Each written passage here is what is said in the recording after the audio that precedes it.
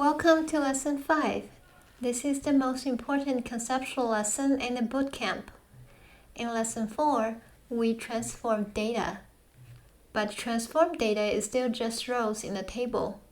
The ontology turns rows into objects. It lets your organization talk about properties and work orders instead of row 1 through 32 in the properties table.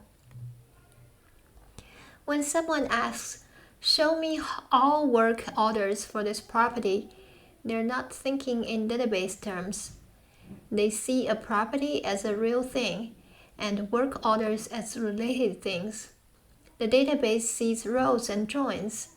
There's a gap between how computers store data and how humans think about business. The ontology bridges that gap. A row in the properties table is not meaningful on its own, but property at 4521 E Camelback Road, Phoenix, that's a real-world object, something a human can reason about, something you can link to work orders, technicians, and actions.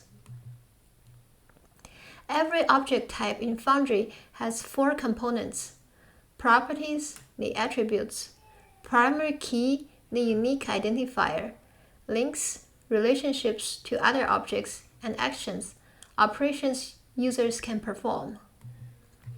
Without actions, an object is read-only. Without links, it's isolated. Without searchable properties, it's hidden. The ontology is where you define all of this. Think of the ontology like a REST API. Your app doesn't query the database directly. It asks for, "Give me property 47. If the database schema changes, the API adapts, but the app doesn't break. The ontology works the same way. It's an abstraction layer between your raw data and everything built on top. Your bootcamp ontology is simple: 3 object types and 2 link types. Enterprise ontologies can have handlers. Same principles apply. Every object type models a real-world concept. Every link models a real-world relationship.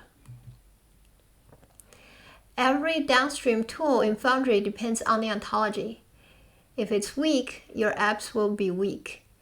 If it's well-designed, your apps will be powerful, and your organization can actually reason about its data. Now that you understand what the ontology is, you're ready to build one. In Lesson 6, we create property, work order, and technician object types. In Lesson 7, we connect them with links and actions. By the end of Lesson 7, your ontology will be complete. Finish your homework for Lesson 5 and mark complete. I'll see you in the next lesson.